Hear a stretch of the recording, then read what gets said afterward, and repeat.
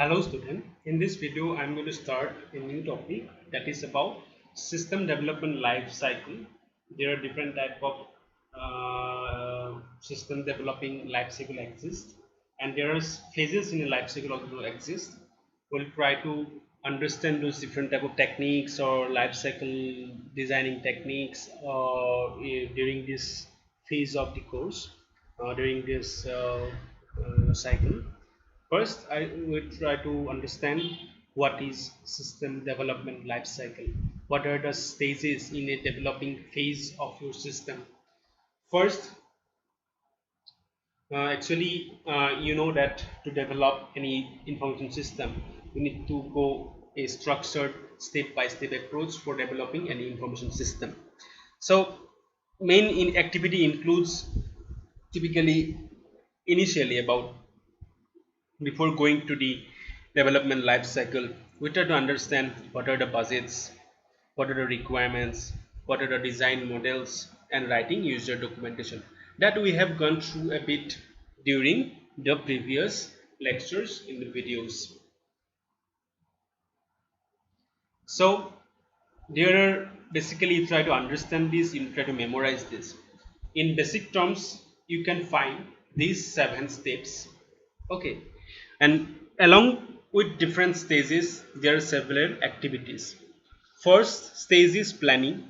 In that planning stage, or you can say planning phase, system development life cycle planning phase, define the system to be developed first. Then we need to set the scope of your project. Scope means what?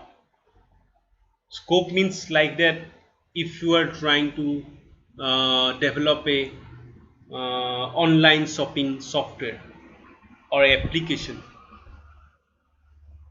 then in that online shopping software you cannot go for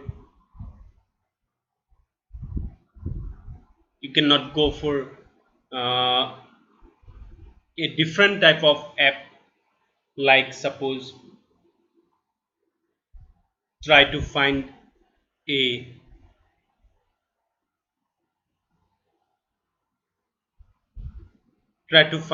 map or something like that, because in that online shopping software you are going to only try to understand the scope belonging to that online shopping business only, but you are not going to develop more about navigation or something like that.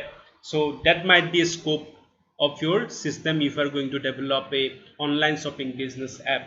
But if you include navigation technique, if you include other techniques which are not in the scope, then your software might be fail or your app might be fail. So that is, you need to understand the scope, you need to set the scope of your project.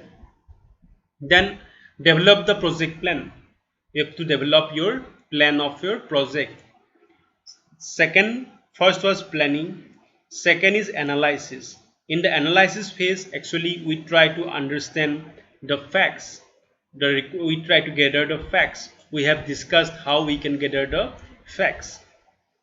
In the designing, we try to design the technical architecture framework. Then we try to design the system models using DFDs or any other techniques. Okay, we try to understand the framework, we try to understand the technical architecture, we try to understand the system models, and we design them. In the design phase, planning first, second we need to analyze the requirements, we need to gather the information, we need to specify them in the software requirement specification document. Fourth one is the development. We need to develop after designing phase. In the development phase, actually this is the main programming phase, where we try to build a technical architecture. Whatever you have designed in this procedure, in this design phase, you try to implement that in this technical architecture, building technical architecture step of development phase. Then you need to build the database and the programs. You need to develop the database, you need to develop the execution programs. After that, testing phase. After developing your codes, your programs, your databases, your framework, that whatever you have designed in the design phase, you need to go for testing of your codes, testing of your database, testing of your technical architecture. So in that testing phase, you need to design the testing condition also. Then you using those designing testing condition, you need to apply those testing condition on your application, on your developed application, codes, datas, whatever you have developed in this development phase. On that you have to apply the testing conditions. Then after that, the main, if the testing phase is done, then you can go for implementation. In the implementation, try to completely implement. If everything passed through testing phase, then you try to implement your project. Then you write the user documentation, that is SRS document. This user document means SRS document. Okay, SRS.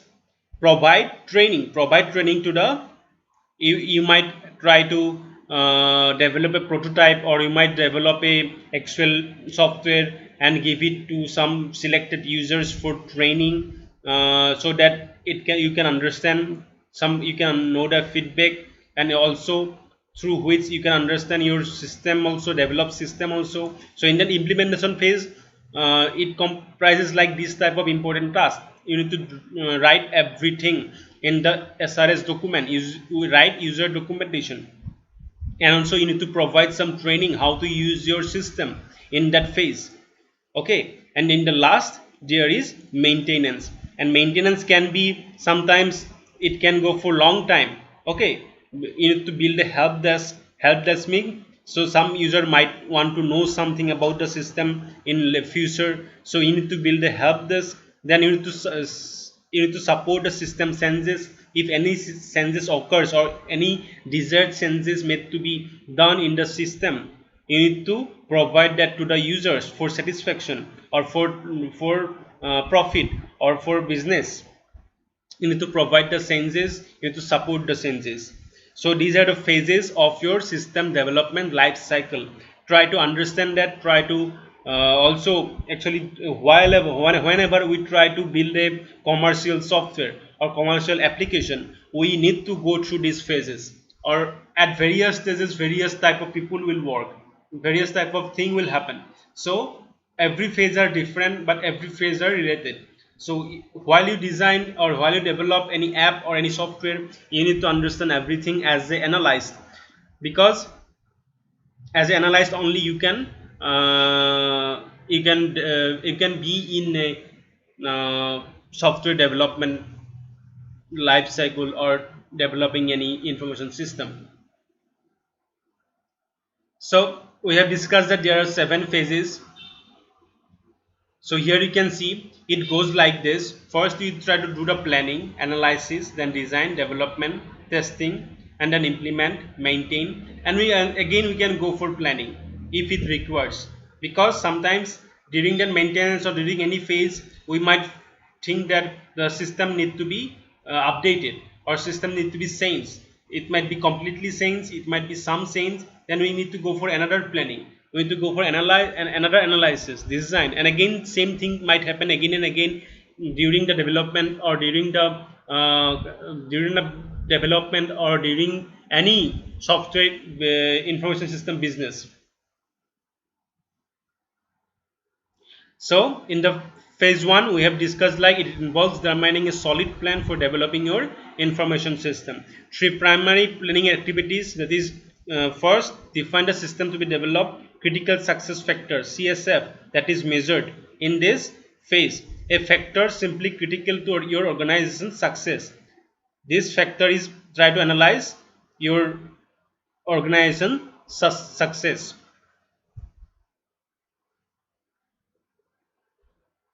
CSF is used to understand or evaluate this phase,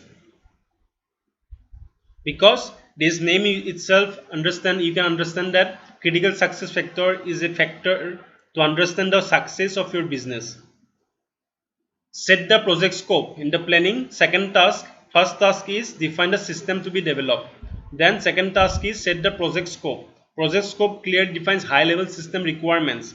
Scope creep occurs when the scope of the project increases your project might increases at some point of time in the future. So your scope might be increases, occurs when the scope of the project increases. Feature script uh, occurs when the developers add extra features that are not part of the initial requirements. That might also happen. You can always see in different type of gaming software or in different type of application software or any operating system also, they try to update the systems, they try to add extra features. So in that case your project scope might be changed.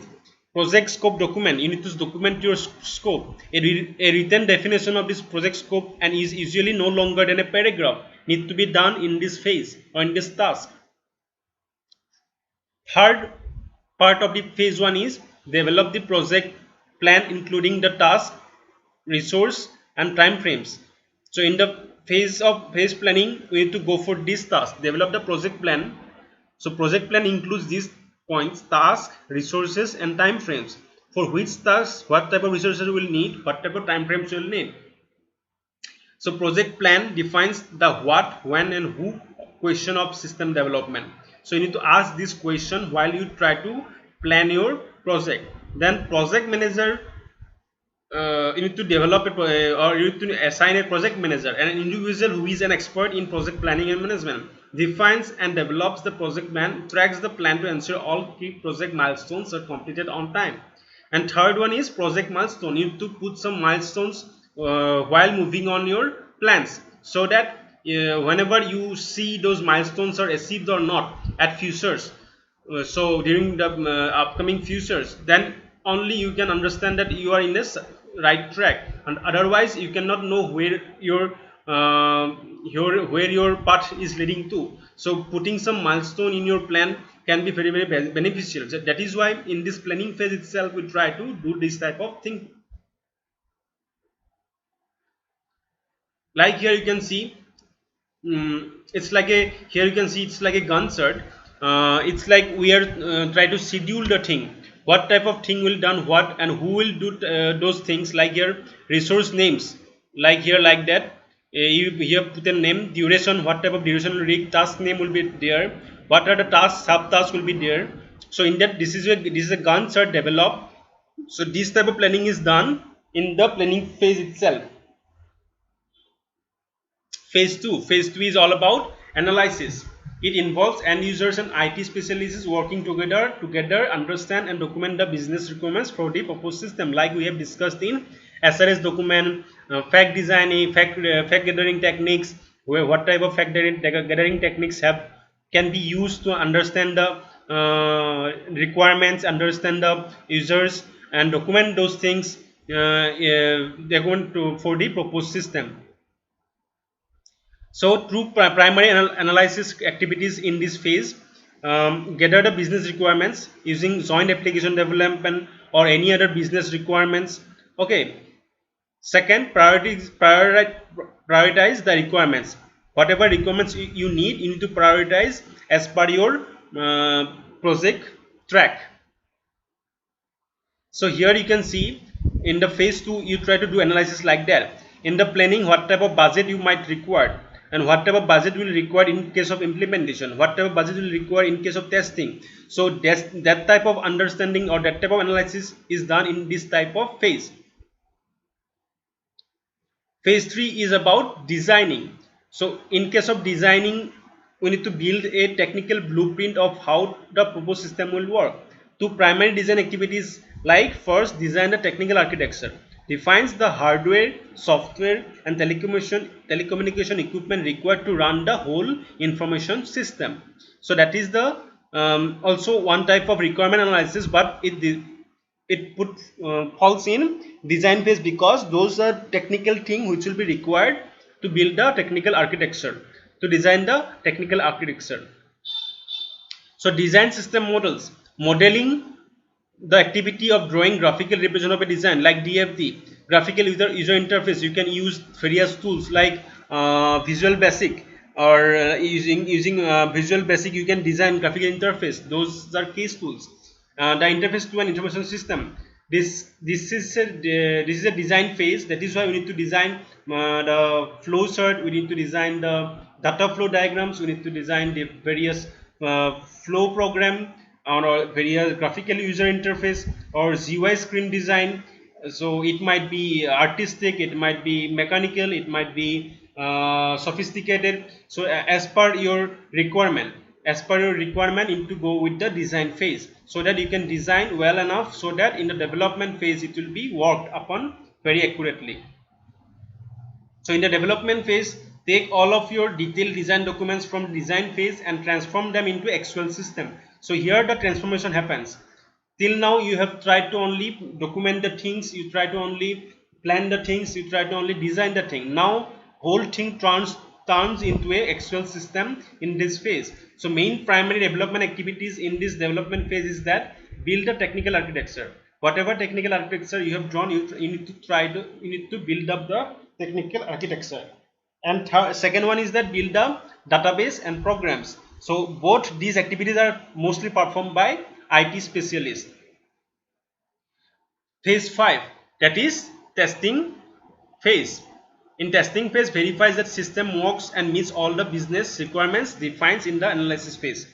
Two primary testing activities like write the test condition the detailed steps the system must perform along with the expected result of each step. So in these conditions, you need to include what type of testing you will done or you will do upon the developed system.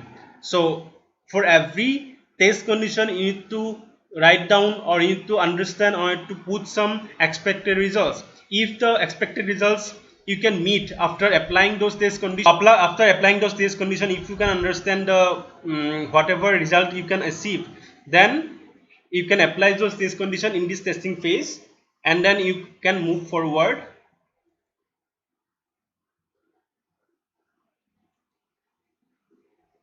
So that you can perform the testing of the system, like unit testing, system testing, integration testing, user acceptance testing, like that. So these are different type of testing schemes which need to be performed over your developed system. Like in case of unit testing, test individual unit of code. System testing verifies that units of code function correctly when integrated. Integration testing verifies that separate systems work together. User acceptance testing determines if the system satisfies the business requirements. So these are the phases of testing. So you can understand this elaborately in the book also, or during developing any project you can understand, or we'll try to go through this through an example in later part of the course. Phase 6 is implementation. So in the implementation phase, distribute the system to all the knowledge workers and they begin using a system to perform their everyday jobs. Two primary implementation activities: write detailed user documentation like the SRS document, and the second one is provide training for system users. Whoever the system users are, you need to provide training for them. First, online training might be, workshop training might be, runs over internet or off a CD-ROM, or it might be workshop training is held in a classroom environment or led by an instructor. In the phase 6, choose the right implementation method, like parallel implementation might be, planned implementation might be, pilot implementation might be, phased implementation might be. Use both the old and new system simultaneously. There might be involving about old and new system in your project, so you need to go for both parallel implementation. Plans implementation is like discard the old system completely and use the new system. Pilot implementation is that start with small group of people on the new system and gradually add more users. So here it's like pilot because initially you try to start with small groups of people. In the fourth phase implementation, to implement the new system in phases. So there are these implementation types and implementation methods depends upon the systems and number of users. And the seventh phase is maintenance. Maintenance phase is about monitor and support a new system to ensure it continues to meet the business goals. Two primary maintenance activities: build a help desk to support the system users. Help desk is consists of a group of people who responds to knowledge workers questions. Provide an environment to support system changes. So this is all about the system development life cycle. We'll try to elaborate more on different type of methods like waterfall technique like incremental technique, like spiral technique in previous upcoming videos. So try to go through this again, whatever we have discussed in this video. You can find more information in the book also, in the internet also. If you have any doubt, please let me know. We'll try to resolve over Google Meet. Thank you.